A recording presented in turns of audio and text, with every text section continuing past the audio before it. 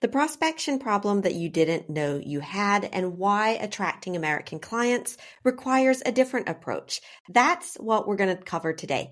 Now, this episode is for solopreneurs, entrepreneurs, coaches, and content creators in Europe who are trying to get more American clients for their business, no matter what the reason. But before we get into that, be sure that you subscribe so that you don't miss a future episode that could be your key to success in the US market.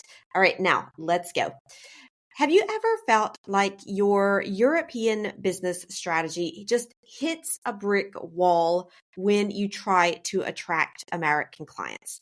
If that's the case, let me reassure you that you are not alone. Many entrepreneurs fall into this trap because they kind of assume that a one size fits all approach just works everywhere, that they can take what they're doing here in Europe and they can just put it into English and take it onto the American market. But here's the thing. There are big, and I mean huge, cultural differences between the various countries in Europe and the USA.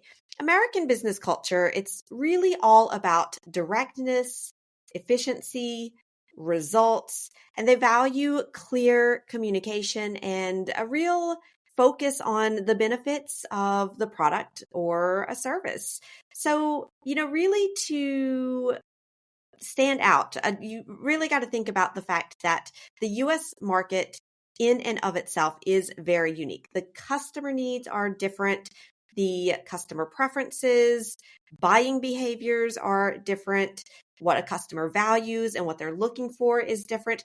Plus, you're entering a highly competitive landscape, which means that what worked in Europe might not be enough to stand out in the US. But, don't worry. I mean, don't think that it's not possible. It is possible, but you really do need to take all of these things into consideration. The good news is that you can overcome these challenges with the right approach. And here are 3 key steps to really, I would say, take into consideration these differences and not make those mistakes and end up losing just a lot of money and time and energy and thinking that you can't do it. You can. It's not easy, but it's possible. Anyway, here's step number 1. It's really the deep dive research. You want to treat the American market, if we take an image, and I often like to talk in images, just feel like it makes things easier to imagine. But let's imagine that the American market is like a treasure map. You're in there and you're looking for that treasure. So you've got to really find your way. You've got to do the research. You've got to research your customer demographics. You have to investigate their buying habits. You have to really follow industry trends in the US, not just industry trends in your home market. And when you do this, you can also start exploring popular marketing channels and seeing what your competitors are doing. And I really definitely recommend looking at find someone who does what you do in the American market, who is American, and just study how they communicate about their product or their service. What are they talking about? What are they putting forward? And that is going to give you some inspiration on how to adapt to the American market.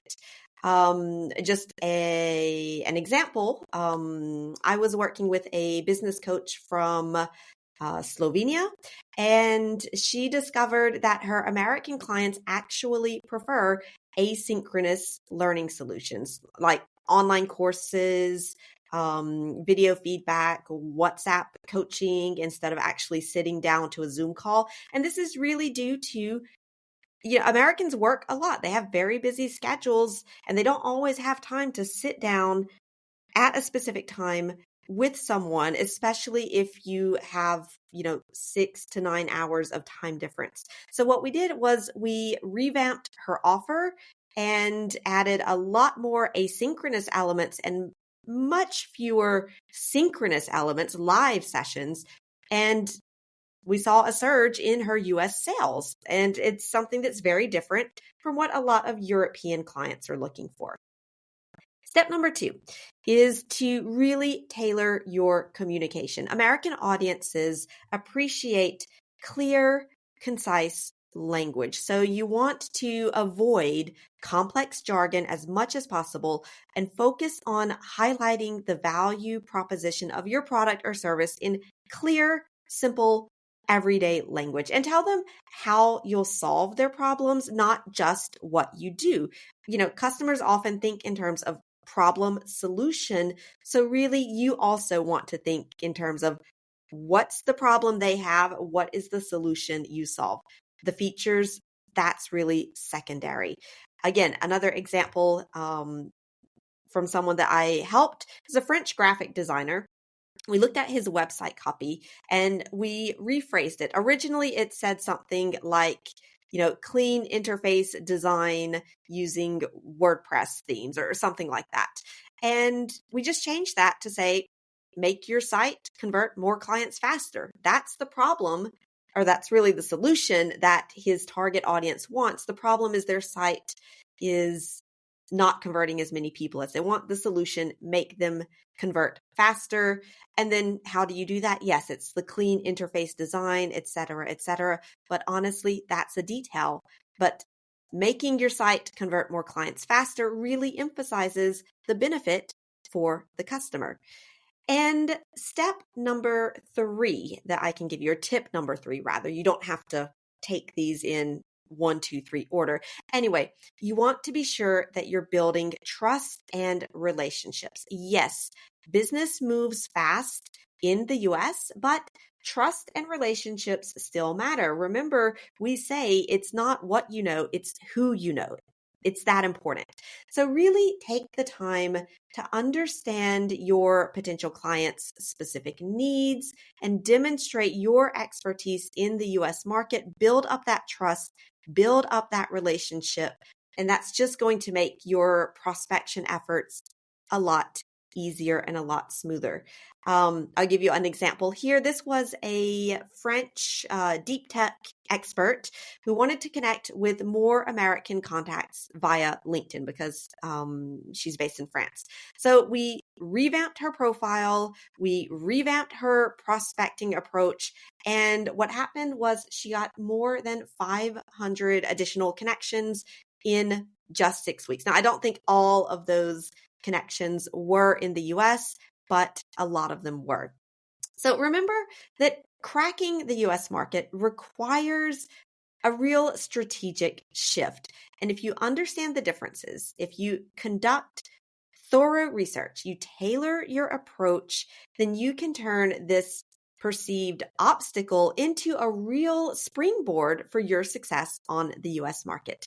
Now, if you have specific questions about attracting American clients, share your questions in the comments below and let's talk about it. I'm asking you to share it so that everyone watching this or listening to this can benefit from that.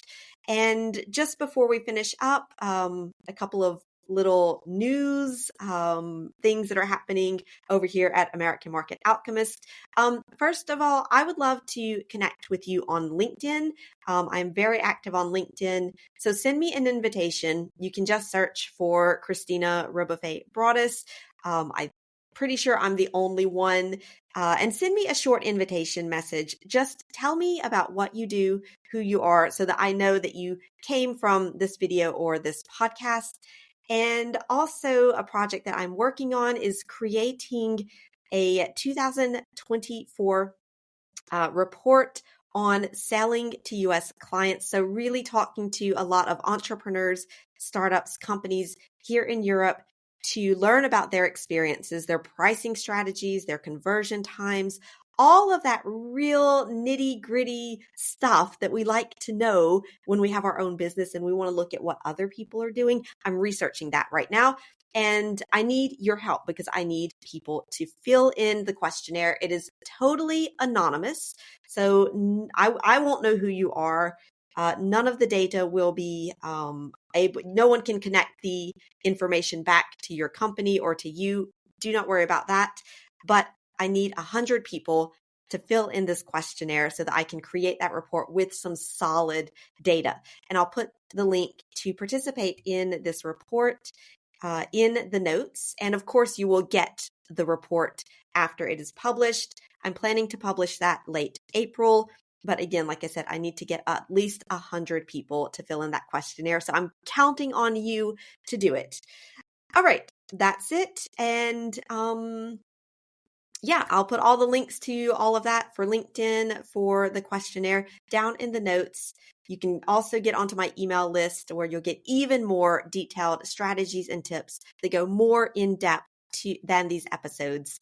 And we'll go out there and create gold in the American market together.